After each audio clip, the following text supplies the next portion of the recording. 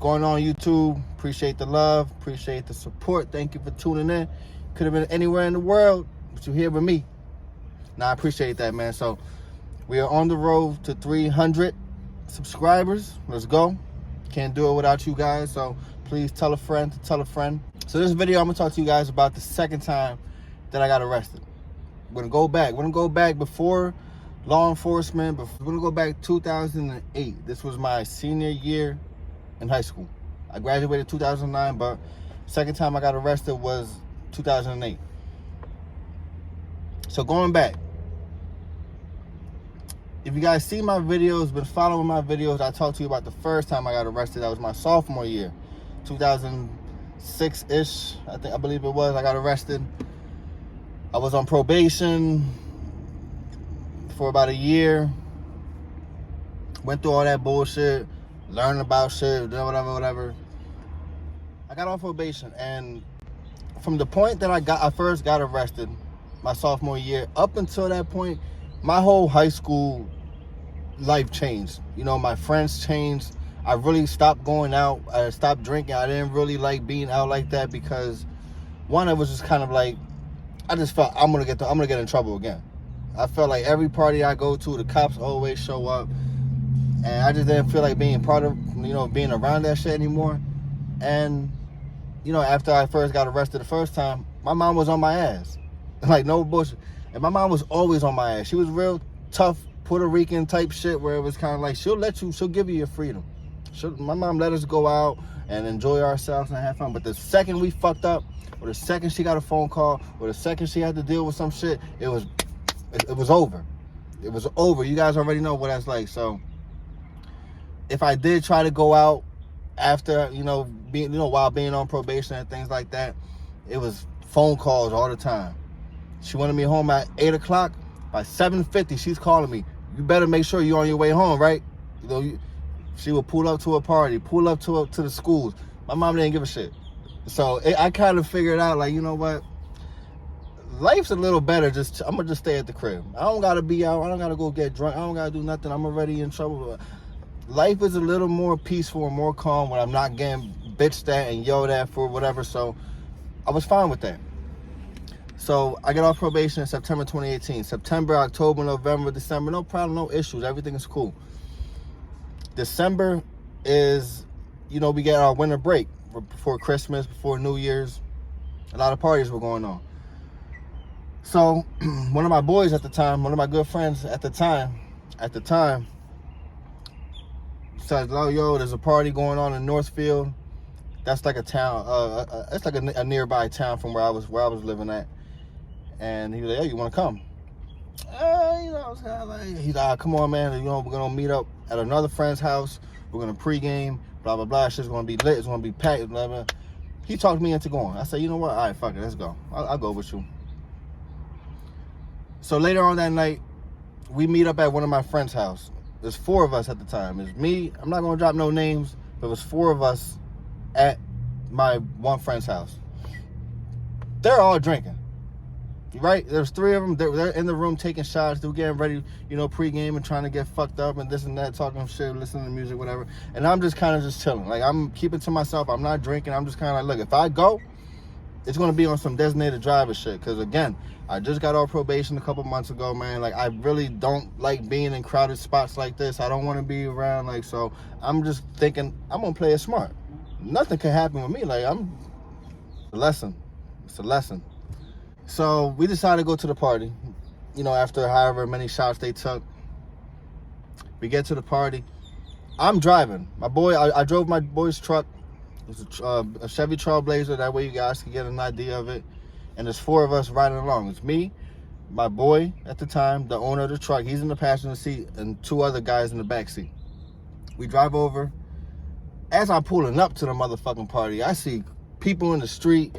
There's cars are on both sides packed. I'm like, yo, this fucking party is gonna get blown up.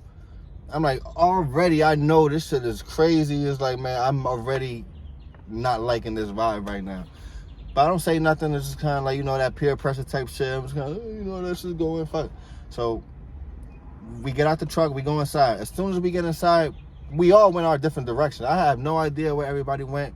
But we all went to go do our different things. So I started walking around, going to different parties, like, oh, yo, what's good? What do you guys do? Oh, shit, you know. Like, you guys know Euphoria? Yeah. Some shit, I walk into rooms like, oh, wrong room. Oh, shit, I walk into somebody, yo, what's good, bro? Everything. It was that type of shit. I was just kind of like just trying to find vibes and try to find people that I was cool with. So after like walking around for like an hour, just like hour and a half, just like, you know, just bullshit. I'm still not drinking. I didn't bring any alcohol with me. I didn't, like, I was just chilling. I run into this girl who, you know, I knew since I was little, since, like, you know, we grew up together. She knows my mom, my sister. We were real cool.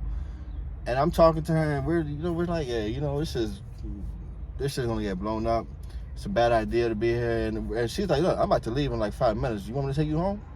I'm like, nah, I rode with so-and-so. I'm just going to ride with them, blah, blah, blah. It's like, it's all, I appreciate it, though. Yeah, you get home safe, whatever. So she leaves. I'm still in the party. And as I'm, you know, just vibing, just kicking to myself, like talking shit with people, I start hearing like, yo, police, the cops coming, yo, the cops. I started hearing like people saying, yo, whoa, police. So automatically, I'm like, oh, fuck no, now it's time to go. We got to get the fuck out of here. I ain't trying, no, that's the key word. The second I hear police, cops, I'm out. I'm trying to be out of here. I'm trying to be the fuck out of there. Nothing. So I started looking for my boys. I'm looking for the dude whose truck it was and everybody else that we came with. It was 4 of us. Walking around. I go outside. I run into 2 of my boys. I'm like, yo, let's go. We get in the truck.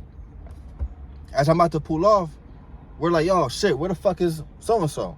The 4th dude that we came with. And we're like, oh, man, we can't leave without him. So I'm like, man, what the fuck? I'm sitting here just like this, man. What the fuck? Party starts to, you know, there's a bunch of people outside. We're trying to call the dude and be like, yo, we're outside. Where the fuck are you at? No answer, no response. So I'm like, yo, I'm about to fucking leave him. Fuck this shit. I'm about to leave. Cops are coming. As we're waiting for him, there's 2 young kids coming to the truck. They're like freshmen, sophomore. Yo, bro, you think you could give us a ride to the Lukoil, man? Come on, man. Fucking, I don't got my bike or nothing, man. Just give me a ride to the Lukoil, man. We gotta get some blunts, man. Come on, man, please. And I was like, nah, bro. Fine, like, just we going a different way. Like, come on, man. Come on, dude. Like, man. So then my boy was like, all right, just get in. So the little motherfuckers get in the car. So now, instead of 4, there's 5 of us, all together in this Trailblazer. So they get in the truck. We're about to leave. We're about to leave our boy. Fuck it. Like, he's out there with some girl doing whatever. Turn the car on. Drive. Put the car in drive. As I'm about to take off, I notice 2 cop cars coming down the street. They don't got the red and blue lights on. They're just, just driving by. And these side streets, it's a little suburban town. So the roads, the streets are real tight. Cars are parked on each side. There's really not much that you could, you can't do a lot of maneuvering if you're in a vehicle. It's gonna be damn near impossible to do that shit on those streets. So I'm sitting there and I see the 2 cars coming down. They stop probably like 10 feet in front of the car, like on the opposite direction. They get out, walk over to the driver's side. Hey, what are you guys doing? What's going on? Officer, we're just leaving. Just waiting for my friends, blah, blah, blah. Leaving. He asked me for my license, the registration for my boy's truck, which my boy was still in the truck. He was still, so I reached over, got everything, blah, blah, blah. Give it to the officer. He goes to the car or whatever and starts checking the shit, checking everything. Second officer goes to the back window. Now, my boy's sitting right behind me. My boy at the time, I'm going to keep saying that shit because I don't fuck with that boy. Boy at the time, he's sitting right behind me. Cop goes up to him, talking what's going on, blah, blah, blah, this and that. And then I hear the cop say, what's that on the floor? My friend responds by saying, it's a condom. It was just some, as soon as he said that shit, I'm like, I didn't know what he was talking about. I was like, yo, we drove this truck here. I was like, what the fuck? So when he was like, a condom, I'm thinking like, I'm trying to see. And the cop was like, ain't no fucking condom, dude. Move your foot. And my boy, there was a bowl. A little small bowl, you can smoke butter in. He takes it out, gives it to the cop. Now the bowl, I'm gonna get that shit out the way, belonged to the kid that we were waiting for. The fourth kid the fourth person that we went to the party, that's whose shit was in the back seat. So after the kid behind me gave the bowl to the police officer, cop comes up to the driver's side, opens the door, says, "Get out." I'm like, what the fuck? I'm like, what are you talking? I'm like, he's like, "Get out." So I get out, turn around, put your hands behind your back, you're under arrest. And I'm like, yo, like I was really just kind of like, what the fuck? Like I didn't say anything. I was just kind of like, wait, what? Walks me over to the car, sits me in the back seat, and I'm handcuffed. I'm sitting in the car handcuffed. I'm probably sitting there for like 5-10 minutes. Now, mind you, again, like I repeated, I'm gonna say it again. I had just got off probation in about 3-4 months prior to that. This is December. I got off probation in September. On top of that, my mom was on my ass about shit. If I fucked up, if I was late, she was on me. She was calling me. She was not fucking around. My mom was not playing with me. And to tell you the truth, the times when I got in trouble, whether it was, getting arrested or something in school or just getting into a fight or any type of problem I ever had, the consequences, I would think about them. But the main thing that would come into my mind was, damn, my mom gonna fuck me up. I hope my parents, obviously the embarrassment of, how my parents would feel, my stepdad would feel. But I felt like, man, my mom gonna fuck me up. I'll go to jail before I go into a room with my mom by myself. I was really just kind of like, oh my gosh. So he sits me in the cop car. I'm sitting there back. I'm just kind of like numb to everything. I'm just kind of like, man, what the fuck? I don't know what's gonna happen. As I'm sitting back there, I'm sitting just like this, I'm sitting in the back. And at the time, I have this is like, we going back. This is 2008. We didn't have no iPhones. We didn't have, I had I forget what the phone was, but it was a flip phone. And I had the little, the carrier, you put it on your hip right there. So I'm sitting in the car. And then I had the voice activation on my phone. So if I got a text or call, I would know who it was from. So I'm sitting in the back of the car and I would get call from Mom. And then like my Dipset ringtone would play. And then when that phone started ringing, I saw that was my mom. I'm like, oh my God, bro. What the fuck? Like I'm really in the back of a cop car, handcuffed, arrested. My mom is literally calling me right now. And I'm like, oh my God, she gonna fuck me up. I'm like, she gonna fuck me up. Phone, stops ringing. She calls again, stops ringing. She calls like 2 or 3 times. I'm like, oh my God. About 10 minutes after that, one of the cops comes up to the car. He has a bunch of CDs in his hands, CDs, video games. He says to me, "Do you know what these are?" I take a look at them. They look like video games to me, officer. Do you know where they came from? I've never seen those video games in my life. Well, we find them in the truck. The kid whose house he was at, he's saying these belong to him. And nobody's really admitting to where they're coming from, so we gotta take everybody in. I'm like, nigga, what the fuck? I'm like, bro, I have no idea about that shit. Where'd you find them at? I don't know anything about that. It's not even taking everybody in. So I'm like, wow. And that's what they did. Took us all in separate. So I remember, cop got back into his car. We drove off to the police station, Northfield Police Department. We went through the side door, yada, yada, all that shit on the side. We did our paperwork, took our mugshot. And then as I'm sitting there, the rest of the guys started coming in, all 5 of us and shit like that. And we're all minors, we're all young, we're all underage and shit like that. So, but I know when I was sitting there, I remember I'm telling the police officers, I'm like, I'm not drunk. Like, clearly you could see he's fucking drunk right there. He's over there talking about this and that and dropping names and throwing up in the fucking bathroom. I was like, clearly you guys see that I'm not drunk. I wasn't drinking. I have nothing to do with any of this. I was really trying to like make my case to this, like to the cops and let them know what was going on. And they were just kind of like, still, bro, like you were in the car. Unless somebody admitted to it, but I was like, getting down my information, name, birthday, address, blah, blah, tattoos, gang, all that type of shit. He said, you want to call your mom? And you want me to call her, let her know? So I'm like, okay, yeah, call her. Here's the phone number, 619, yada, yada, yada. Ring, ring, ring, ring, ring, ring, ring, ring. She didn't pick up. I said, nigga, what? I said, you called her, did you call the right number? Here, I'm going to write it down for you. Write it. Ring, ring, ring, ring, ring, ring. Yeah, she didn't pick up. She's not answering. I'm like, oh, hell no. I'm like, yo, hell no. No. I don't know how it came about or what because I had a lot of connections and like neighbors and family friends in the police department of the town that I lived in. So somehow the department that I was at, where I was arrested at, they had made contact with the department where I lived at. Spoke to one of the cops that lived across the street from me, who knew my family, knew my mom, and told him what was going on. I think he went to my mom's house in the middle of the night and was like, hey, yo, Nick's arrested, blah, blah, blah, what do you want to do, whatever. And she said, I'm not picking him up. Like, she told her, and she was like, I'm not picking him up. So she had him. She had the one cop from Summers Point come to Northfield to come pick me up.